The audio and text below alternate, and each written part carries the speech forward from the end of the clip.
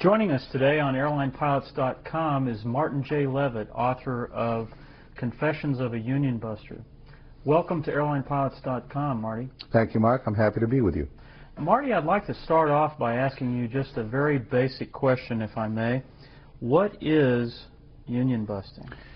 Union busting, Mark, is a mentality, and it dates back as far back as unions date.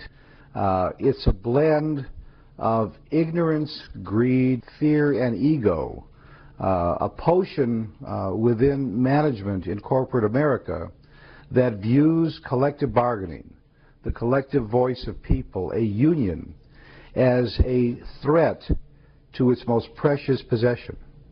And that most precious possession is not money, it's not bottom line, it's not profit.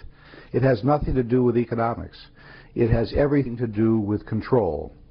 And as long as there have been employers and employees in this country, management has evolved from a position where control, absolute control, was vital.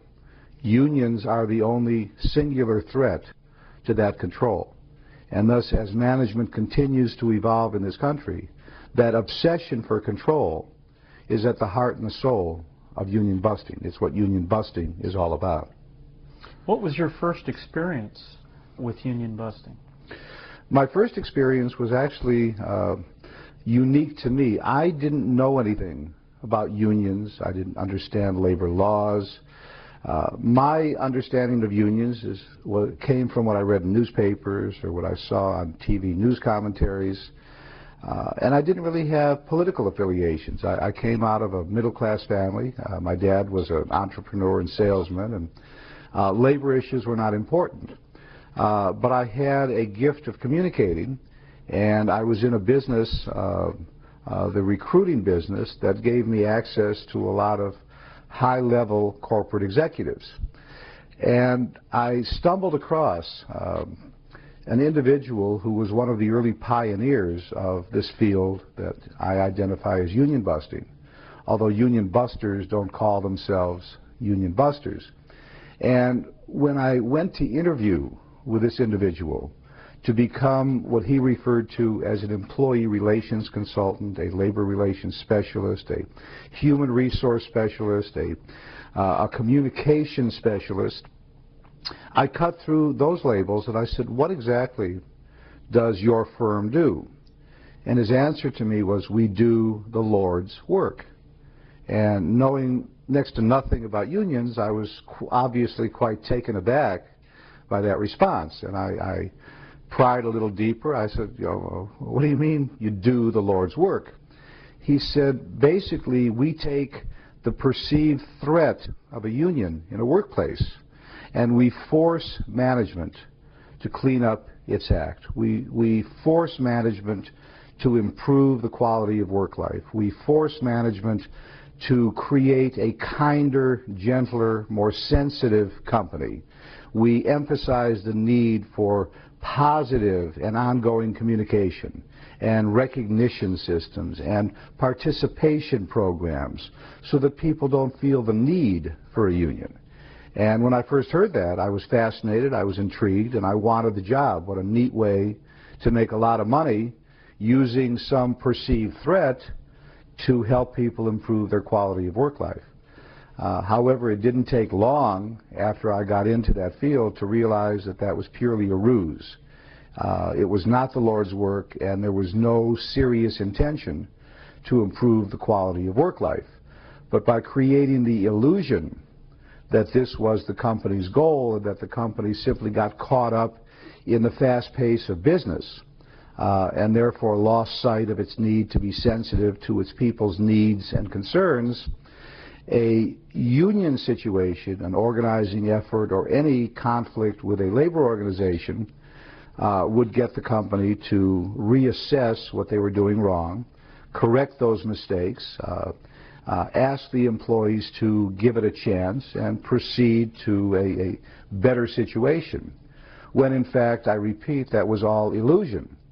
Once the employees bought in to this ruse, to this scenario of false hope and humility, and eliminated the opportunity to have collective bargaining, to have a union, then the hatchets came down, and not only did the company prove that everything they portrayed was false hope, but in many instances it led to a holocaust, so that people who had memories of what the company led them to believe and how they were manipulated are rapidly disposed of, so that a year down the road, when those people would have an opportunity to secure a union again, those people and their memories would be gone. What I came to learn is union busting purely and simply is terrorism. It's all about executing fear, futility, hopelessness, divisiveness, confusion, overwhelming people with a distortion of information, of facts, of out and out lying and manipulating. And all of that buds from this obsession for control. So your first experience was basically, what you saw was an opportunity to learn more about employee relations.